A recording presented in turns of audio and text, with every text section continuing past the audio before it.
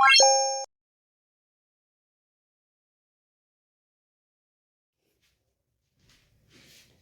Everyone, welcome to economics classes. I am Priyanka और आज हम डिस्कशन करने वाले हैं माइक्रो इकोनॉमिक्स का most important topic that is theory of demand. This particular chapter is important for class 11th plus those who are preparing for the NVS PGT economics exam plus those who are preparing for the KVS PGT economics exam and Haryana Public Service Commission PGT economics exam।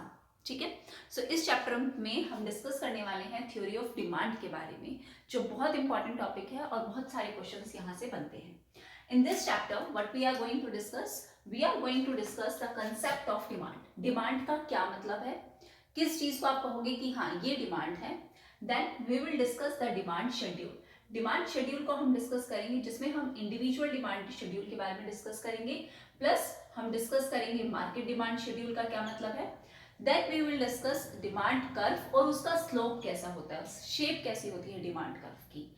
Then हम discuss करेंगे demand functions, जिसमें हम individual demand functions और market demand functions के बारे में discuss करेंगे। After that हम डिस्कस करेंगे लॉ ऑफ डिमांड, कि लॉ ऑफ डिमांड क्या है, और लॉ ऑफ डिमांड डिस्कस करने के बाद हम उसकी कुछ एक्सेप्शंस भी डिस्कस करेंगे कि कहाँ कहाँ लॉ ऑफ डिमांड एप्लीकेबल नहीं होता है। और हम डिस्कस क्या करेंगे कि why demand curve slopes downward, कि डिमांड कर्व डाउनवर्ड स्लोप ही क्यों होता है, या हम ये कह सकते हैं why more of goods is demanded when the price is low. जब भी आपके प्राइस कम होते हैं तभी आप ज्यादा गुड्स की डिमांड क्यों करते हो, क्या रीजन है उस चीज का। After that we will discuss the difference between change in demand and change in quantity demand। change in demand और change in quantity demand में क्या डिफरेंस है। उसके बाद हम डिस्कस करेंगे क्रॉस प्राइस इफेक्ट क्या है, क्या मतलब होता है क्रॉस प्राइस इफेक्ट का। आफ्टर दैट हम डिस्कस करेंगे कि इनकम और डिमांड में कैसा रिलेशन है, इनकम और डिमांड में कैसा रिलेशन है ये डिस्कस करेंगे। और लास्ट में हम डिस्कस करेंगे टेस्ट एंड प्रेफरेंस का डिमांड पे क्या इफेक्ट होता है। ठीक है, तो वन बाय वन हम ये सारे टॉपिक्स जो हैं वो डिस्कस करने वाले हैं, और ये थ्योरी ऑफ डिमांड का पार्ट 1 है and we will complete in 2 parts. 2 parts में हम थ्योरी ऑफ डिमांड चैप्टर जो है वो कंप्लीट कर देंगे। ठीक है, तो आज हम सबसे पहले डिस्कस करते हैं कंसेप्ट ऑफ डिमांड, कि डिमांड का क्या कॉन्सेप्ट है, किसे आप कहोगे कि ये हमारी डिमांड है। लेट्स अज्यूम, इमेजिन करो कि आपको एक गाड़ी चाहिए। ठीक है, you just want a car, ये आपकी विश है, ये आपकी डिजायर है, आप चाहते हो कि आपके पास एक गाड़ी हो, बहुत अच्छी सी गाड़ी हो। ठीक है, तो आपने एक डिजायर की, आपने सोचा कि मेरे पास क्या हो, एक कार हो। क्या सिर्फ आपके सोचने से क्या ये मार्केट में जाके डिमांड बन सकता है, क्या हम इसे डिमांड कहेंगे? बिल्कुल नहीं कहेंगे। तो सिर्फ किसी चीज की डिजायर होना, किसी चीज की विश होना कि मैं ये चाहती हूँ कि मेरे पास ये कार हो, या ये मैं ये चाहता हूँ कि मेरे पास ये कार हो, ये बाइक हो, ये टीवी हो। ठीक है, तो क्या हम उसे डिमांड कह सकते हैं? बिल्कुल नहीं कह सकते। तो मतलब आप सिर्फ डिजायर को डिमांड नहीं कह सकते। प्लस मान के चलो कि आप विलिंग भी हो गए, विलिंग हो उसको पे करने के लिए। ठीक है, आपको मतलब आपके पास परचेजिंग पावर है, आपके पास परचेजिंग पावर है, आपकी जेब में इतना पैसा है कि आप कार परचेज कर सकते हो। ये हम एज्यूम करके चलते हैं कि हमारे पास परचेजिंग पावर है, मेरी जेब में इतना पैसा है कि मैं एक कार को परचेज कर सकती हूँ। ठीक है, लेकिन मैं विलिंग नहीं हूँ उसको पे करने के लिए, मैं करंट प्राइस पे चाहती नहीं हूँ कि ये प्राइस मुझे सही नहीं है, मैं इस पर पे नहीं करना चाहती। तो क्या आपको लगता है ये डिमांड बन जाएगी? बिल्कुल नहीं बनेगी। तो मतलब आपके पास डिजायर भी है, आपके हाथ में परचेजिंग पावर भी है, आपके हाथ में इतना पैसा भी है, लेकिन आप जब तक विलिंग ही नहीं हो कि जाके मैं ये पैसे खर्च करूं और मैं ये डिमांड करूं, क्या तब तक आप उसे डिमांड कह सकते हो? नहीं कह सकते। सो किसी भी चीज को अगर आप डिमांड कह रहे हो तो वो क्यों कहोगे? जब पहली चीज आप डिजायर करते हो, आप चाहते हो उस चीज को, plus it backed with the purchasing power, कि आपके पास परचेजिंग पावर है, आपकी जेब में इतना पैसा है, plus you are willing to pay at the current price. मतलब अब आप विलिंग भी हो कि करंट मार्केट प्राइस पे आप ये पैसा पे करने को तैयार हो। और जब ये सारी चीजें होंगी तभी हम उस चीज को क्या कहेंगे? तभी हम उस चीज को डिमांड कहेंगे। तो किसी भी चीज की डिमांड होना means you have the desire to purchase that particular commodity, plus you have the purchasing power to purchase that commodity, and you are willing to pay at a particular price, और आप particular price पे करने को भी तैयार हो। तो जब ये तीनों चीजें हो जाएंगी then we called it as a demand. उसी चीज को हम क्या कहेंगे, डिमांड कहेंगे। I hope you understand. और जो भी चीज आपको ना समझ में आए please mention in the comment box, आप कमेंट बॉक्स में मेंशन कर देना, मैं इन अ शॉर्ट वीडियो वो चीज एक्सप्लेन करने की जरूर कोशिश करूंगी, ठीक है। And please share with your friends if you find its helpful. अगर आपको लगता है कि मेरे समझाने से या किसी की भी हेल्प हो सकती है तो प्लीज उनके साथ शेयर करें, ठीक है। तो कंसेप्ट ऑफ डिमांड हमें समझ में आया होगा आप सबको कि डिमांड हम किसे कहते हैं। देन हम डिस्कस करेंगे डिमांड और क्वांटिटी डिमांड में क्या फर्क होता है। किसे आप कहोगे कि ये डिमांड है और किसे कहोगे कि ये क्वांटिटी डिमांड है। दोनों की डेफिनेशन आती है और बहुत सारे स्टूडेंट्स जो है वो कंफ्यूज होते हैं इस चीज में कि हम इसे डिमांड कहेंगे या इसे हम क्वांटिटी डिमांड कहेंगे। तो समझते हैं कि डिमांड किसे कहते हैं और क्वांटिटी डिमांड किसे कहते हैं। क्वांटिटी डिमांड का मतलब होता है एट पर्टिकुलर प्राइस, एक पर्टिकुलर प्राइस पे एक पर्टिकुलर कमोडिटी की डिमांड करना। At particular price a particular commodity is demanded, then it is called quantity demand, ठीक है। जैसे हम एक एग्जांपल लेते हैं, इस साइड है प्राइस, इस साइड हमने माना क्वांटिटी। हमने बोला प्राइस है हमारे 5, तो हमने क्वांटिटी डिमांड करी 1। तो एक पर्टिकुलर प्राइस पे एक पर्टिकुलर क्वांटिटी की हम जो डिमांड कर रहे हैं उसे हम क्या कहेंगे, क्वांटिटी डिमांड कहेंगे। देन व्हाट इज डिमांड, तो हम डिमांड किसे कहेंगे। डिमांड का मतलब है at various possible price, at various possible price when the possible commodities, different possible commodities, different possible commodities is demanded, उसे हम क्या कहेंगे, उसे हम कहेंगे डिमांड। जैसे एग्जांपल लेते हैं, इस साइड हम प्राइस लेते हैं, एक साइड क्वांटिटी लेते हैं। हम कहते हैं जब हमारे प्राइस 1 थे तो हमने 5 क्वांटिटी की डिमांड की। जब हमारे प्राइस 2 हो गए तो हमने डिमांड थोड़ी कम कर दी। जब हमारे प्राइस और इंक्रीज हो गए तो हमने डिमांड और कम कर दी। तुम्हारे पास वेरियस पॉसिबल प्राइस है, वेरियस क्वांटिटीज है, इसे ही हम क्या कहेंगे, डिमांड कहेंगे। दोनों चीजों में फर्क समझ में आया कि डिमांड हम किसे कहेंगे, वेरियस पॉसिबल प्राइसेस पे वेरियस कमोडिटीज जो आप डिफरेंट कॉम्बिनेशंस जो है वो डिमांड कर रहे हैं उसे हम कहेंगे डिमांड। और क्वांटिटी डिमांड हम किसे कहेंगे, when at a particular price particular commodity is demanded it will be called as quantity demand. I hope you understand. Yes, next हम आगे टॉपिक पे चलते हैं। जो हम डिस्कस करने वाले हैं वो डिस्कस करने वाले हैं डिमांड शेड्यूल के बारे में कि डिमांड शेड्यूल का क्या मतलब है। डिमांड शेड्यूल का मतलब है एक ऐसी टेबल जो आपको रिलेशन दिखा रही है किसके बीच में, प्राइस और क्वांटिटी के बीच में। तो डिमांड शेड्यूल को एक्सप्लेन किया था किसने, पॉल सेमनसन ने इसकी डेफिनेशन दी थी। और पॉल सेमनसन ने बोला था कि it is a table showing the relationship between the price and quantity demand. Table जो शो कर रही है रिलेशन किसके बीच में, प्राइस में और क्वांटिटी में। प्राइस में और क्वांटिटी डिमांडेड में जो रिलेशन शो कर रही है उस टेबल को हम क्या कहते हैं, डिमांड शेड्यूल कहते हैं। Yes, and demand schedule 2 parts में डिवाइडेड है। एक है हमारा इंडिविजुअल डिमांड शेड्यूल कि हम इंडिविजुअल डिमांड शेड्यूल हमारा क्या है, और दूसरा है हमारा मार्केट डिमांड शेड्यूल कि मार्केट डिमांड शेड्यूल किसे कहते हैं। 2 तरीके के हमारे क्या हैं, डिमांड शेड्यूल है। अब सबसे पहले अगर हम बात करें इंडिविजुअल डिमांड शेड्यूल की, तो इंडिविजुअल का मतलब ही क्या है, इंडिविजुअल का मतलब है सिंगल, मतलब एक सिंगल कंज्यूमर के बारे में बात करी होगी। डिमांड कौन करता है, डिमांड करता है एक कंज्यूमर। तो एक कंज्यूमर, एक सिंगल कंज्यूमर की डिमांड के बारे में जो हम बात कर रहे हैं वो किसमें करेंगे, इंडिविजुअल डिमांड शेड्यूल में। Individual demand schedule, demand schedule का मतलब हमने क्या समझा, डिमांड शेड्यूल का मतलब है एक टेबल, और इंडिविजुअल का मतलब है हम किसकी बात कर रहे हैं, एक कंज्यूमर की बात कर रहे हैं। मतलब हम एक टेबल देखेंगे जिसमें हम सिर्फ किसकी बात कर रहे हैं, कंज्यूमर की बात कर रहे हैं। जैसे हम कहते हैं कि यहाँ हमारे क्या है, प्राइसेस, और एक साइड हमने क्या ली है, हमारी क्वांटिटी। प्राइसेस में हमने लिया 4 प्राइसेस, फिर हमारे प्राइसेस डाउन होते गए, ठीक है, हमारे प्राइसेस डाउन होते गए। पहले हमारे प्राइसेस थे 4, फिर हमारे मार्केट में प्राइस कम हो गए 3, फिर हो गए 2 एंड देन 1। अब उसके हिसाब से हम क्वांटिटी देखते हैं। जब हमारे प्राइसेस बहुत ज़्यादा थे तो हमने सबसे कम क्वांटिटी की डिमांड की, लेकिन जैसे ही हमारे प्राइसेस थोड़े से कम हुए, हमने अपनी क्वांटिटी डिमांड को क्या कर दिया, बढ़ा दिया। फिर हमारे प्राइसेस और कम हो गए, हमने अपनी डिमांड को और बढ़ा दिया, और जब हमारे प्राइसेस बहुत कम हो गए तो हमने अपनी डिमांड को और इंक्रीज कर दिया। तो ये टेबल है किसकी, एक इंडिविजुअल कंज्यूमर की, जो क्या शो कर रही है, जो शो कर रही है प्राइस और क्वांटिटी के बीच का रिलेशन। तो एक टेबल जो एक सिंगल कंज्यूमर की टेबल है और वो शो कर रही है प्राइस और क्वांटिटी के बीच में रिलेशन, उसे ही हम क्या कहेंगे, इंडिविजुअल डिमांड शेड्यूल। इसके साथ साथ ही हम शेड्यूल के साथ साथ ही हम इसके कर्व के बारे में भी डिस्कस कर लेते हैं कि इंडिविजुअल डिमांड कर्व कैसा बनता है। तो अगर हम बात करें इंडिविजुअल डिमांड कर्व की, so this is Y axis, this is X axis. Y axis पे हम रखेंगे प्राइस और एक्स एक्सिस पे हम रखेंगे अपनी क्वांटिटी को।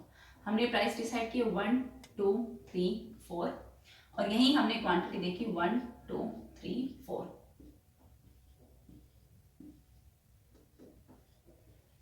अब हम अपनी टेबल के हिसाब से अपने कर्व को ड्रॉ करते हैं। जब हमारे प्राइसेस 4 थे तो हमने कितनी क्वांटिटी की डिमांड की, सिर्फ 1 क्वांटिटी की हमने डिमांड की। तो ये हमारी फर्स्ट एक पॉइंट बन गया। सेकेंड, जब हमारे प्राइसेस 3 हो गए तो हमने कितनी क्वांटिटी की डिमांड की, हमने सिर्फ 2 क्वांटिटीज की डिमांड की। तो ये बन गया हमारा सेकेंड। देन जब हमारे प्राइसेस 2 हो गए तो हमने कितनी क्वांटिटी की डिमांड की, हमने 3 क्वांटिटीज की डिमांड की। ये बन गया हमारा थर्ड। लास्ट में हमारे जब प्राइसेस 1 हो गए तो हमने कितनी क्वांटिटीज की डिमांड की, हमने 4 क्वांटिटी की डिमांड की। तो ये क्या बन गया, इन सारे पॉइंट्स को अगर आप अटैच कर दोगे तो ये बन गया हमारा individual demand curve. This is your individual demand curve. Okay, समझ में आया आपको। इंडिविजुअल डिमांड शेड्यूल का मतलब एक ऐसी टेबल, एक सिंगल कंज्यूमर की टेबल जो किसके बीच में रिलेशन शो कर रही है, प्राइस और क्वांटिटी के बीच के रिलेशनशिप को शो कर रही है। इंडिविजुअल डिमांड कर्व का मतलब है एक ऐसा डिमांड कर्व जो प्राइस और क्वांटिटी के बारे में दिखा रहा है एक सिंगल कंज्यूमर के। ठीक है, आई hope you understand. Individual demand schedule और इंडिविजुअल डिमांड कर्व आपको समझ में आया होगा। अच्छा, एक चीज और, हम जो ये डिमांड कर्व बना रहे हैं वो क्या दिखा रहा है कि हमारे प्राइस में चेंज आने से हमारी क्वांटिटी में क्या चेंज आया है। तो ये हमारा क्या बना है, स्लोप बन गया डिमांड कर्व का, स्लोप ऑफ डिमांड कर्व। और स्लोप ऑफ डिमांड कर्व हमें क्या शो कर रहा है, हमारे प्राइस में कितना चेंज आया, उसकी वजह से हमारी क्वांटिटी में कितना चेंज आया। अब सिंपल से अगर आप टेबल को देखो तो टेबल को देख के आपको क्या समझ में आ रहा है कि जब जब आपके प्राइसेस ज्यादा होंगे आप अपनी क्वांटिटी को कम डिमांड करोगे। मतलब प्राइस और क्वांटिटी में कैसा रिलेशनशिप शो रहा है, प्राइस और क्वांटिटी में एक नेगेटिव रिलेशनशिप हम देख सकते हैं कि जब जब आपके प्राइसेस ज्यादा होंगे तब तब आपकी क्वांटिटी क्या होती जाएगी, कम होती जाएगी। तो स्लोप ऑफ डिमांड कर्व, ये जो डिमांड कर्व का स्लोप है वो कैसा बना है, नेगेटिव बना है। और वो क्या शो कर रहा है कि हमारे प्राइस में चेंज आने से हमारी क्वांटिटी में कितना चेंज आया है। प्राइस में चेंज आने से रीजन क्या है, प्राइस, और चेंज किस में आया है, क्वांटिटी में चेंज आया है। ठीक है, तो change in price upon change in quantity, ये चीजें आगे जब हम इलास्टिसिटी का चैप्टर डिस्कस करेंगे तब ये बहुत इंपॉर्टेंट पॉइंट बनेगा। लेकिन यहाँ पे आपको सिर्फ कितना समझना है कि डिमांड कर्व का जो स्लोप बन रहा है वो किसकी वजह से बन रहा है, वो प्राइस और क्वांटिटी में चेंज आने की वजह से हो रहा है। और यहाँ हम नेगेटिव का साइन क्यों लगा रहे हैं, क्योंकि प्राइस और क्वांटिटी में कैसा रिलेशनशिप है, नेगेटिव रिलेशनशिप है। ठीक है, individual demand schedule, individual demand curve को हमने डिस्कस कर लिया है। अब हम डिस्कस करेंगे मार्केट डिमांड शेड्यूल और मार्केट डिमांड कर्व का क्या मतलब है।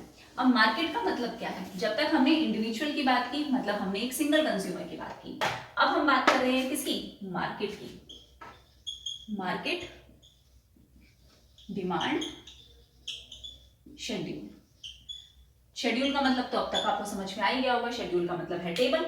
और मार्केट का मतलब क्या है, एक मार्केट में क्या एक कंज्यूमर होते हैं, बिल्कुल नहीं होते, वहां पे एक से ज्यादा कंज्यूमर होते हैं, 2 3 4 5, और इन सबका सम हम किसे कह देते हैं कि ये बन गई हमारी मार्केट। मान के चला हमने हमारी मार्केट में एक कंज्यूमर, 2 कंज्यूमर, मतलब फर्स्ट कंज्यूमर ये हमने माना, ये हमने माना सेकेंड कंज्यूमर, टोटल कंज्यूमर कितने हो गए हमारी मार्केट में, 2 कंज्यूमर हो गए। तो हम ये एज्यूम करके चल रहे हैं कि हमारी मार्केट में 2 कंज्यूमर हैं, एक फर्स्ट एक सेकेंड, और अब उसका क्या बन रही है, उसका बन रही है टेबल। ठीक है, तो पहले अगर हम एक कंज्यूमर की बात करें तो हमने एक कंज्यूमर की टेबल बनाई, एक साइड हमने लिखा प्राइस, एक साइड हमने लिखा क्वांटिटी।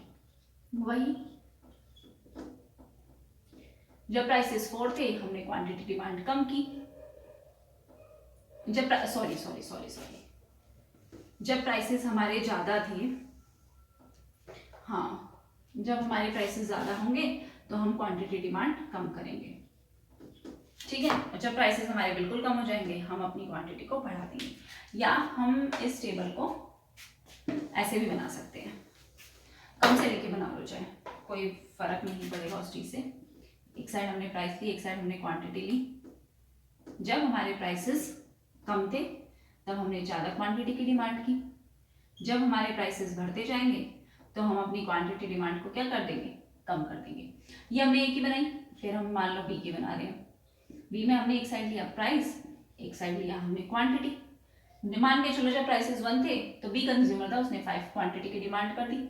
जब प्राइसेस हमारे बढ़ गए तो इसकी डिमांड क्या होती जाएगी, इसकी डिमांड कम होती जाएगी, ठीक है। ये हमारे ए कंज्यूमर का बना, ये टेबल बनी हमारे बी कंज्यूमर की। और मार्केट का मतलब क्या होगा, मार्केट में ए कंज्यूमर भी होगा और बी कंज्यूमर भी होगा। और मार्केट का भी हम क्या बनाएंगे, टेबल बनाएंगे। एक साइड हमने ली प्राइस, एक साइड हमने ली क्वांटिटी।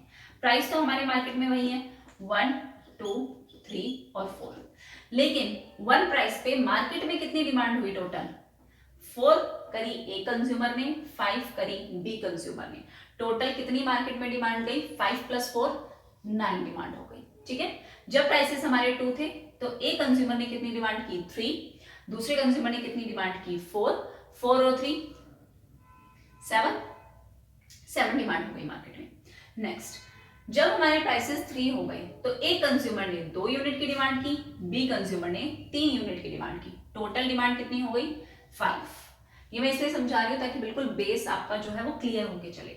नेक्स्ट, फिर जब हमारे प्राइसेस 4 थे तो एक कंज्यूमर ने 1 क्वांटिटी की डिमांड की, दूसरे कंज्यूमर ने 2 क्वांटिटी की डिमांड की। तो मार्केट में कितनी डिमांड हो गई हमारी, टोटल 3। तो मतलब मार्केट डिमांड कर्व किसका सम होगा, सारे कंज्यूमर्स की डिमांड का सम होगा हमारा क्या, मार्केट डिमांड कर्व। मतलब in a market when all the consumers demanded at prices, different prices, different quantity is demanded, it is called market demand schedule, ठीक है। ये बना हमारा मार्केट डिमांड शेड्यूल।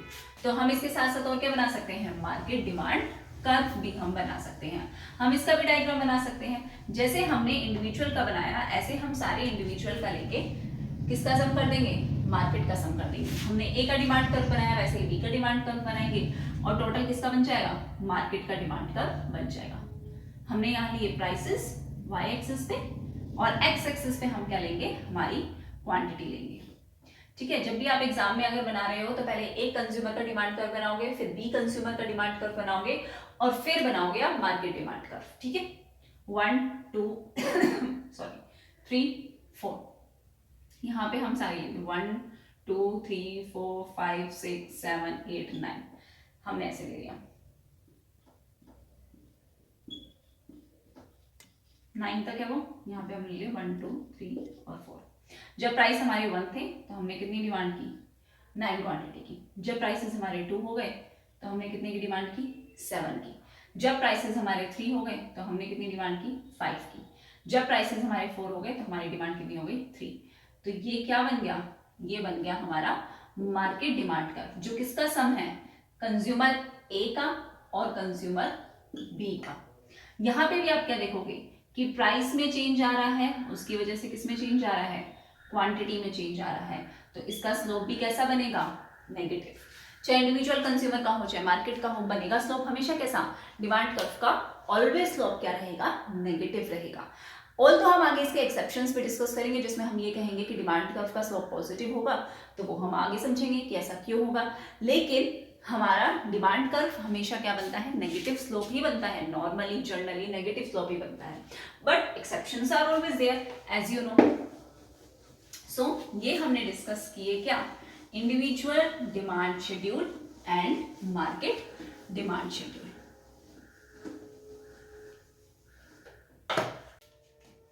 अब हम डिस्कस करेंगे डिमांड फंक्शन के बारे में कि डिमांड फंक्शन क्या है, ठीक है। यहाँ तक आई होप आप सबको समझ में आ गया होगा, और अगर नहीं भी आया है तो please mention in the comment box कि ये टॉपिक आपको समझ नहीं आया, I will again explain it. Demand functions, और इसे हम कहते हैं और इट्स डेटरमिनेंट्स। डेटरमिनेंट्स का मतलब क्या होता है कि ऐसे कौन कौन से पॉइंट्स हैं जिससे हमारी डिमांड जो है वो इफेक्ट होती है। डिमांड फंक्शन का क्या मतलब है कि डिमांड फंक्शन शो करता है फंक्शनल रिलेशनशिप। फंक्शनल रिलेशनशिप किसके बीच में? Between price and quantity. Price और क्वांटिटी के बीच में जो फंक्शनल रिलेशनशिप शो करता है उसे हम क्या कहते हैं? उसे हम कहते हैं डिमांड फंक्शन। तो डिमांड फंक्शन भी दो पार्ट में डिवाइडेड है। फर्स्ट है individual demand function, individual demand function, और दूसरा क्या है हमारा? Market demand function. सबसे पहले हम बात करेंगे इंडिविजुअल डिमांड फंक्शन के बारे में। इंडिविजुअल डिमांड फंक्शन का मतलब क्या है कि हाँ, इंडिविजुअल मतलब एक सिंगल कंज्यूमर के बारे में बात करेंगे, ठीक है, और ऐसे कौन कौन से फैक्टर्स होंगे जो उसकी डिमांड को क्या करेंगे? इफेक्ट करेंगे। तो सबसे पहले हम बात करते हैं इंडिविजुअल डिमांड फंक्शन क्या है। इंडिविजुअल डिमांड फंक्शन शो करता है functional relationship demand and its various factors और वेरियस डेटरमिनेंट्स। कौन कौन से हैं वेरियस डेटरमिनेंट्स? मतलब हम किसकी बात कर रहे हैं?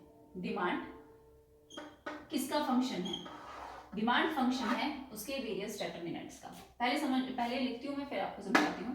डिमांड फंक्शन है price of X, price of related goods, income, taste and preference और एक्सपेक्टेशंस। क्या मतलब है? डिमांड किसी भी कमोडिटी की, वो कमोडिटी हमने अज्यूम की कि वो कमोडिटी एक्स है, किसका फंक्शन है? On price of the commodity. मतलब डिमांड जो है वो खुद के प्राइस पे, मान लो एक्स की हम डिमांड कर रहे हैं, वो किसकी वजह से हम उसकी डिमांड में चेंज ला सकते हैं? उसके खुद के प्राइस की वजह से, ठीक है। प्राइस ज्यादा होंगे हम डिमांड कम करेंगे, ये तो हमने समझा ही है। तो मतलब इफेक्ट हो रहा है। दूसरा, प्राइस ऑफ रिलेटेड गुड्स, उसके रिलेटेड गुड्स की वजह से उसकी डिमांड में क्या आ सकता है? चेंज आ सकता है। रिलेटेड गुड्स भी दो टाइप के होते हैं, वो हम आगे डिस्कस करेंगे। मैं यहाँ पे सिर्फ आपको नाम बताती हूँ। पहला है सब्स्टिट्यूट गुड्स और दूसरा है कॉम्प्लीमेंट्री गुड्स, ठीक है। दो रिलेटेड गुड्स होते हैं। वाई को हमेशा हम किससे डिनोट करेंगे? इनकम से। मतलब किसी भी कमोडिटी की डिमांड उसकी इनकम से भी क्या होती है? इफेक्ट होती है। नेक्स्ट क्या है? Next taste and preference. किसी भी कमोडिटी की डिमांड उसकी टेस्ट और प्रेफरेंस से भी इफेक्ट होती है। आप कितना उस चीज को पसंद करते हो, उसकी डिमांड पे इफेक्ट डालेगा। और ई का मतलब क्या है? ई का मतलब है फ्यूचर एक्सपेक्टेशन, कि आपकी फ्यूचर में क्या एक्सपेक्टेशन है कि इसके प्राइसेस डाउन होंगे, अप होंगे, क्या चेंजेस आएंगे इसके प्राइसेस में, वो भी इसके डिमांड पे क्या डालेगा? इफेक्ट डालेगा। वन बाय वन हम ये सारे डिटरमिनेंट्स कवर करेंगे और यहाँ से बहुत इंपॉर्टेंट क्वेश्चंस जो है वो बनते हैं, तो बहुत ध्यान से समझिएगा। सबसे पहले हम बात करेंगे ऑन प्राइस की। एक बार दोबारा मैं ये फंक्शन लिख देती हूँ क्योंकि ये फंक्शन बहुत इंपॉर्टेंट है। Demand for X is the function of price of X, price of related goods, income of the consumer, taste and preference और एक्सपेक्टेशन। अभी हम जो बात कर रहे हैं वो इंडिविजुअल डिमांड फंक्शन की बात कर रहे हैं। तो सबसे पहले हम देखते हैं पीएक्स। पीएक्स का मतलब क्या है? प्राइस ऑफ ऑन कमोडिटी, क्योंकि यहाँ पे हम किसकी बात कर रहे हैं? एक्स की। उसी के ही प्राइसेस उस पर क्या इफेक्ट डालेंगे? प्राइस ऑफ ऑन कमोडिटी क्या इफेक्ट डालेंगे? हम क्या कहते हैं? एक्स के जब भी प्राइसेस जो हैं वो इंक्रीज करेंगे, उसकी क्वांटिटी डिमांड हमेशा क्या हो जाएगी? कम हो जाएगी। यही समझा है हमने। जब भी किसी भी चीज के प्राइस बढ़ेंगे तो उसकी डिमांड को आप क्या कम करोगे? आप खुद सोचो, जब भी किसी चीज के प्राइस बढ़ते हैं तो आप उसकी डिमांड ज्यादा करते हो या कम करते हो? जनरली हम जैसे आम लोग, मिडिल क्लास की बात कर रही हूँ मैं, बहुत रिच फैमिलीज की बात नहीं कर रही, जिन्हें प्राइस से फर्क पड़ता ही नहीं कि प्राइस अप जाए डाउन जाए, उनकी तो डिमांड सेम रहने वाली है। नहीं, नॉर्मल एक इंसान की बात कर रही हूँ मैं, नॉर्मल हम जैसे लोगों की बात कर रही हूँ मैं, कि जब भी प्राइसेस ज्यादा होंगे आप उसकी डिमांड को क्या कर दोगे? कम कर दोगे। यहीं से एक चीज हम समझते हैं, इसी चीज को हम क्या कहते हैं? Law of demand. इसी चीज को हम क्या कहते हैं? Law of demand. और लॉ ऑफ डिमांड क्या कहता है? Other things remaining constant, other things remaining constant, इसका मतलब भी मैं बताऊंगी हमेशा। इस डेफिनेशन, जब भी ये डेफिनेशन पढ़ोगे ना आप लॉ ऑफ डिमांड, उसमें हम सबसे पहले यही लाइन पढ़ेंगे, और अगर आप ये लाइन ना लिखो ना तो इस डेफिनेशन का कोई मतलब ही नहीं बनेगा, वो डेफिनेशन ही गलत होगी, गलत मानी जाएगी वो डेफिनेशन। मैं समझाती हूँ कि ये इतनी इंपॉर्टेंट क्यों है, कि other things remaining constant when price increases demand decreases, कि जब जब प्राइसेस बढ़ेंगे तब तब हमारी डिमांड क्या होती जाएगी, तब तब हमारी डिमांड क्या होगी, कम होगी।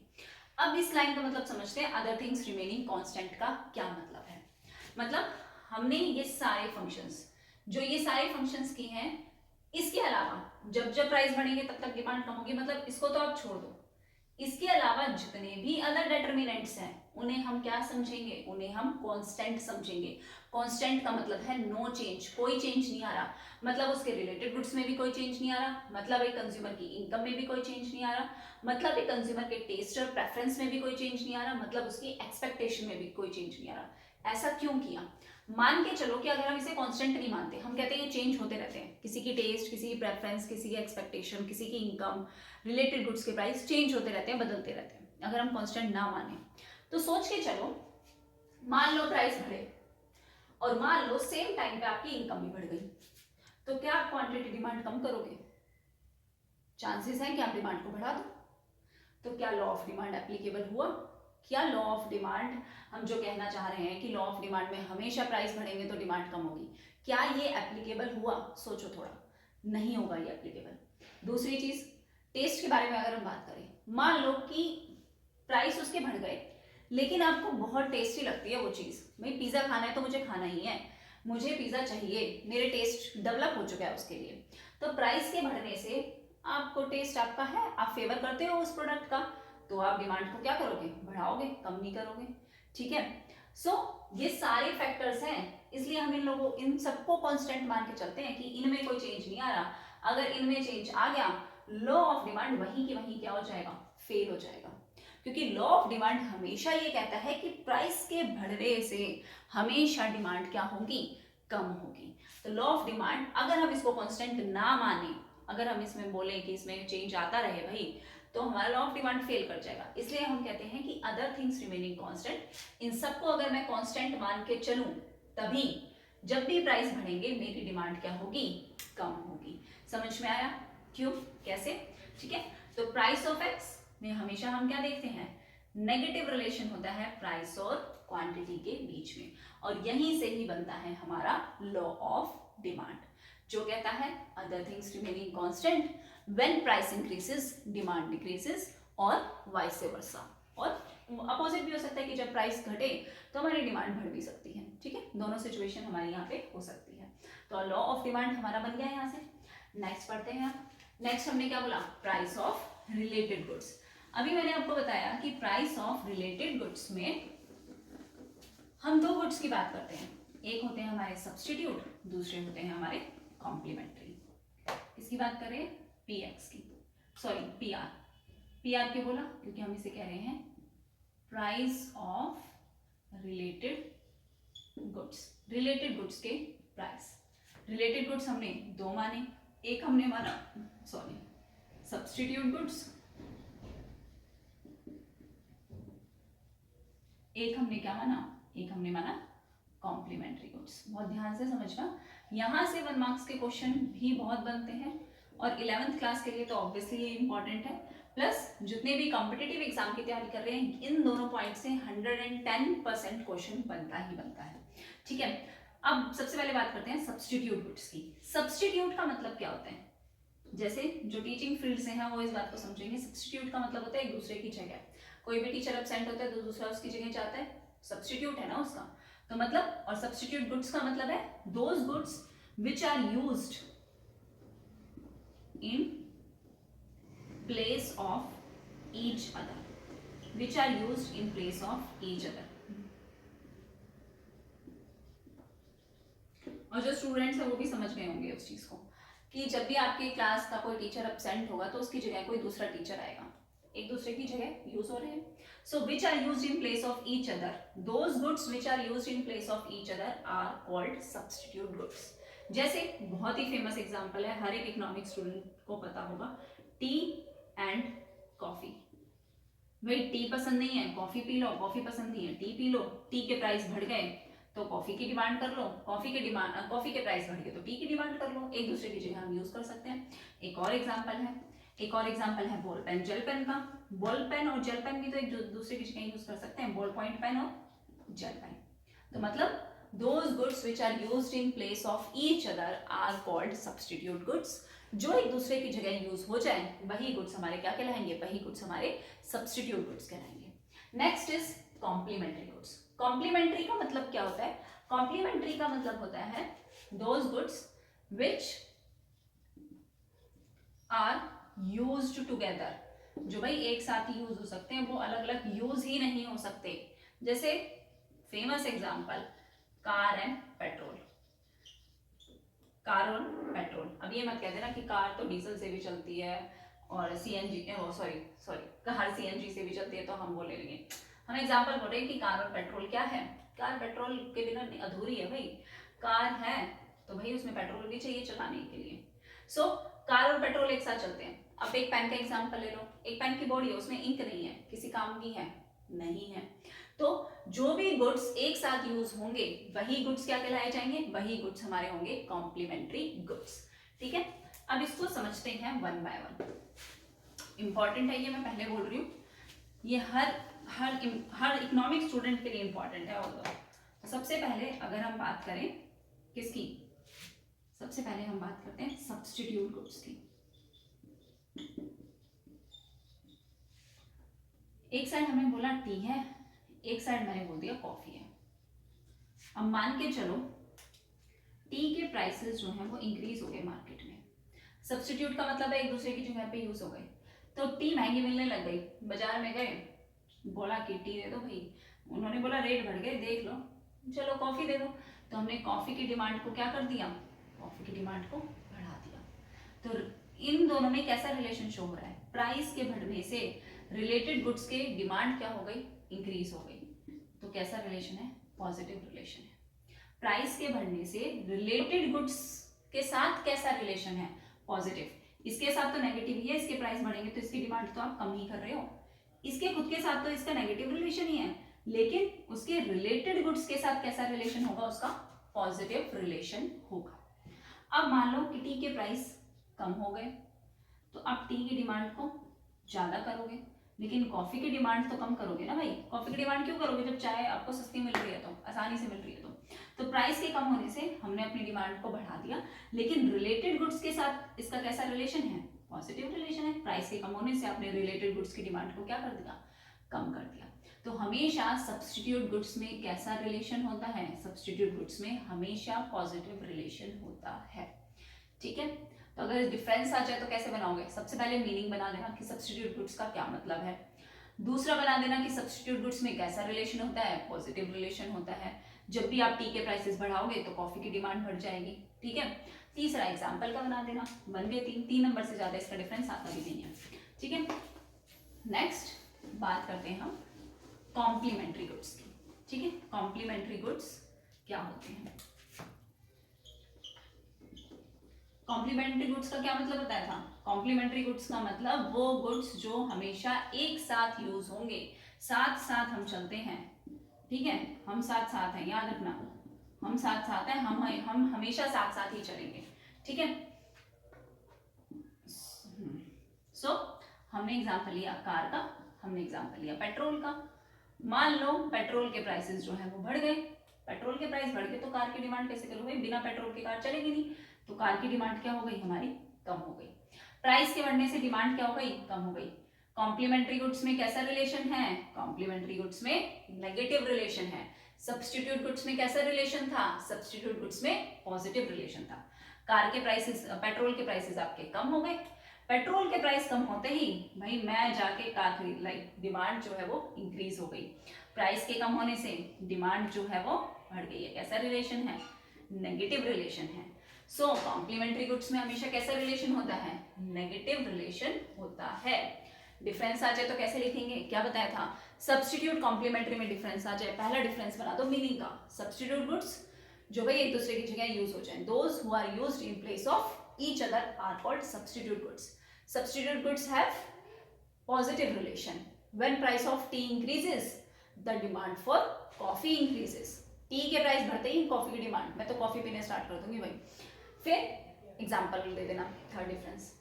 Next is complementary goods. Complementary goods हम साथ साथ है, याद रखना हमेशा, complementary goods which are used with each other, जो एक दूसरे के साथ ही यूज हो सकते हैं, अलग अलग यूज नहीं होंगे. जैसे ही पेट्रोल के प्राइस बढ़ेंगे मैं कार की डिमांड को क्या कर दूंगी, कम कर दूंगी.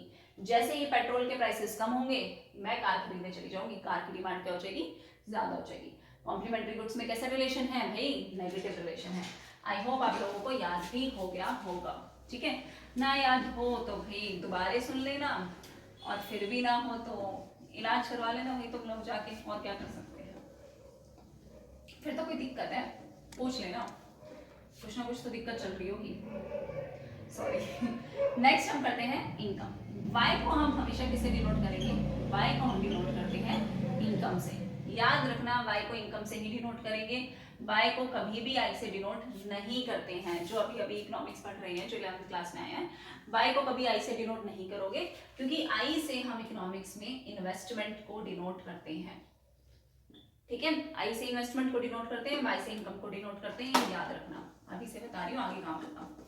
ठीक है, नॉर्मली मानो कि जब भी आपकी इनकम बढ़ेगी आपकी डिमांड भी क्या होगी, ज्यादा होगी. जब जब जेब में ज्यादा पैसा आएगा, जब तक आप डिमांड ज्यादा करोगे, जब तक घर वाले बहुत ज्यादा पॉकेट मनी देते रहेंगे हम डिमांड ज्यादा करते रहेंगे. ठीक है, तो जब जब इनकम बढ़ेगी जब जब डिमांड बढ़ेगी. अब हमने इनकम में भी किसका पॉजिटिव रिलेशन होता है, मतलब ठीक है, इनकम में भी हमने दो गुड्स की कैटेगरी में इसको डिवाइड कर दिया. एक हमने बोला नॉर्मल गुड्स, एक हमने बोला इंफीरियर गुड्स. एक नॉर्मल गुड्स होते हैं, एक होते हैं इंफीरियर गुड्स.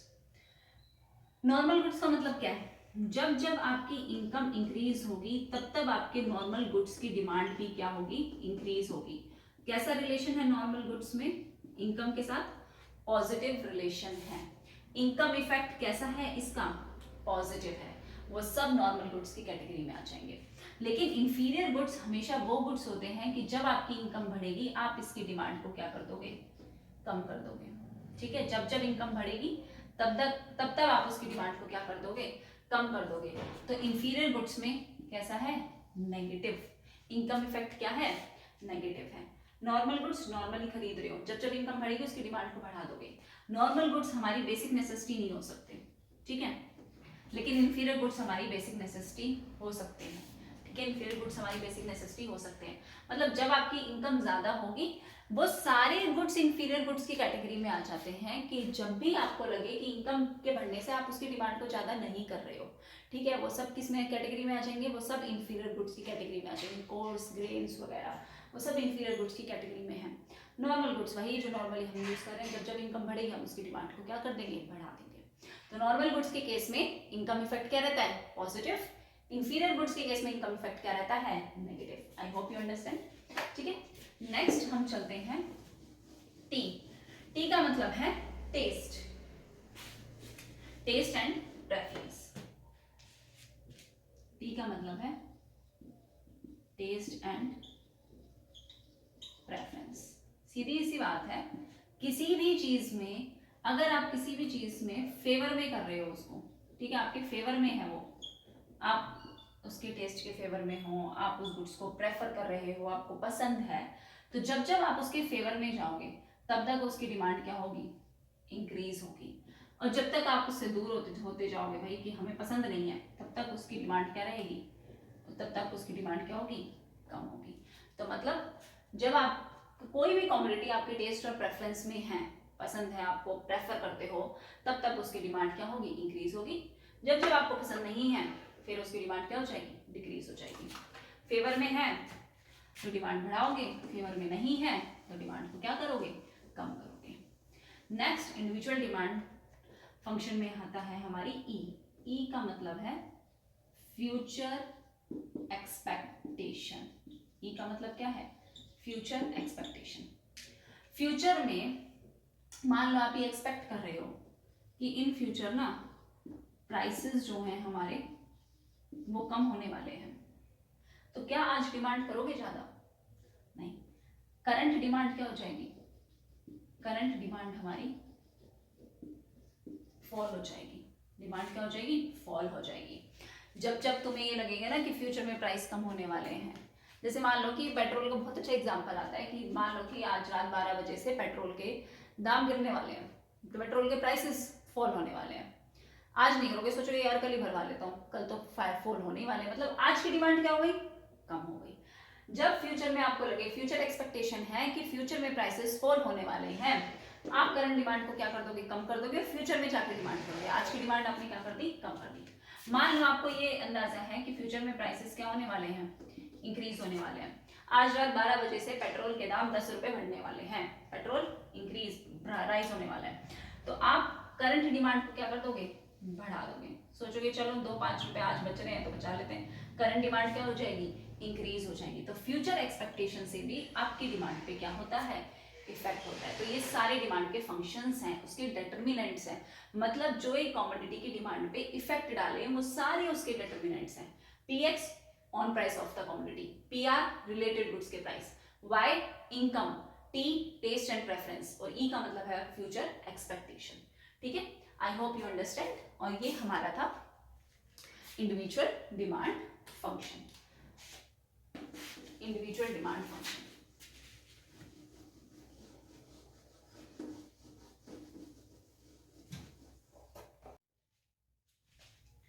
नेक्स्ट जो हम डिस्कस कर रहे हैं वो हम डिस्कस करेंगे मार्केट डिमांड फंक्शन।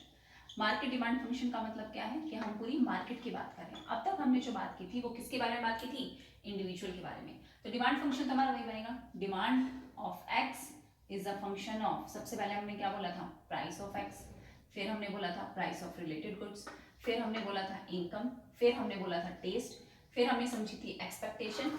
और अब मार्केट में और को क्या इंक्लूड हो जाएगा? एक इंक्लूड होगा हमारा एन और एक इंक्लूड होगा हमारा वाई। समझते हैं इनका क्या मतलब है? एन का मतलब है नंबर ऑफ पॉपुलेशन, पॉपुलेशन हमारी कितनी है, ठीक है, या फिर हम कह सकते हैं उसे साइज ऑफ बायर, कि बायर का साइज क्या है। और वाईडी का मतलब होता है डिस्ट्रीब्यूशन ऑफ इनकम। समझते हैं वन बाय वन। सबसे पहले एन का मतलब है नंबर ऑफ पॉपुलेशन। मान के चलो कि हमारी कंट्री की पॉपुलेशन जो है, पॉपुलेशन जो है वो बढ़ गई है, इंक्रीज हो गई है, तो डिमांड भी क्या हो जाएगी? इंक्रीज हो जाएगी। ज्यादा लोग ज्यादा डिमांड। अगर पॉपुलेशन कम हो गई है, इंडिया जैसी कंट्री में ऐसा तो पॉसिबल नहीं है कि पॉपुलेशन कम हो जाए, फिर भी अब है एग्जाम्पल समझते हैं। अगर पॉपुलेशन कम हो गई है तो डिमांड भी क्या हो जाएगी? कम हो जाएगी। साइज ऑफ बायर भी, और हम क्या कह सकते हैं इसमें कंपोजिशन भी इंक्लूड है, कंपोजिशन ऑफ पॉपुलेशन, कि पॉपुलेशन में भाई किस कैटेगरी के लोग ज्यादा हैं, फीमेल ज्यादा है, बच्चे ज्यादा हैं उस पॉपुलेशन के, या ओल्ड एज पीपल ज्यादा है। तो मान लो कि फीमेल ज्यादा है इस पॉपुलेशन में तो फीमेल प्रोडक्ट्स की डिमांड बढ़ जाएगी, बच्चे ज्यादा हैं तो बच्चों के प्रोडक्ट्स की डिमांड बढ़ जाएगी, ठीक है, और बूढ़े लोग ज्यादा हैं तो उनके प्रोडक्ट्स की डिमांड जो है वो इंक्रीज हो जाएगी। तो पॉपुलेशन का जो साइज होता है वो इफेक्ट डालता है, और नंबर ऑफ पॉपुलेशन भी इफेक्ट डालती है किस पे? डिमांड पे, किसी भी कमोडिटी की डिमांड पे। ठीक है, नेक्स्ट हमारा है वाईडी, और वाईडी का मतलब क्या है? डिस्ट्रीब्यूशन ऑफ इनकम, कि इनकम कहाँ डिस्ट्रीब्यूटेड है। हमें पता है कि हमारी इनकम हमारी इकोनॉमी में नॉर्मली क्या है? डिफरेंट सेक्शन ऑफ सोसाइटी में लोग डिवाइडेड है, distribution of income. Different section का मतलब पुअर सेक्शन और रिच सेक्शन। अगर मान के चलो कि एक इकोनॉमी में इनकम जो है वो इक्वली डिस्ट्रीब्यूटेड है, जितने लोग हैं सबके पास बराबर इनकम है, ठीक है, तो हमारी डिमांड भी क्या होगी? ज्यादा होगी, सब लोग डिमांड करेंगे। और अगर इक्वली डिस्ट्रीब्यूटेड नहीं है, मान के चलो कि कुछ ऐसा सेक्शन है, कुछ लोगों का ऐसा सेक्शन है जिसके पास इनकम ज्यादा है, और बाकी एक लार्ज पॉपुलेशन है जिसके पास इनकम क्या है? कम है, ठीक है, तो क्या ये लोग ज्यादा डिमांड कर पाएंगे? अरे कम लोग हैं, कम ही डिमांड करेंगे। तो जब हमारी इनकम इक्वली डिस्ट्रीब्यूटेड नहीं होती तो हमारी डिमांड क्या होती है?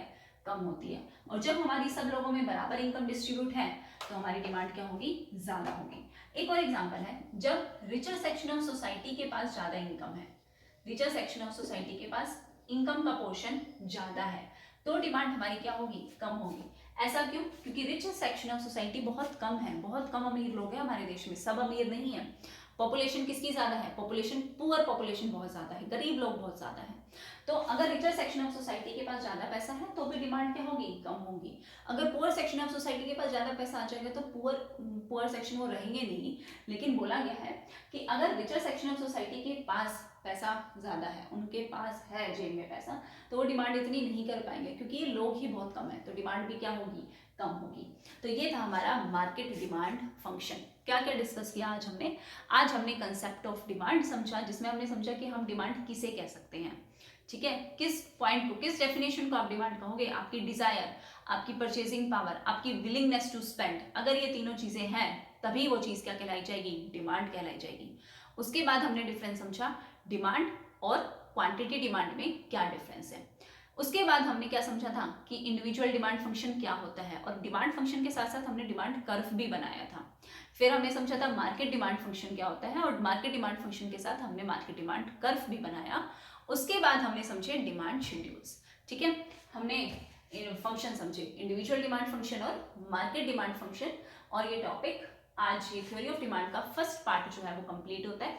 आई hope you understand, and if you find it helpful then please like, share and subscribe, and please अगर आपको कोई भी डाउट है तो प्लीज कमेंट बॉक्स में उसे मेंशन करना। प्लस इस चैनल पे आपको केवीएस की पूरी प्रिपरेशन करवाई जाएगी, हर चैप्टर जो है वो डिस्कस किया जाएगा। मैं एक वीडियो लेके आऊंगी जिसमें हम सारा सिलेबस जो है वो डिस्कस करेंगे केवीएस का, और 1 by 1 हर एक टॉपिक को हम डिस्कस करेंगे। So thank you very much everyone, please like, share and subscribe, and please take care of yourself. Always keep smiling, keep sharing. Thank you.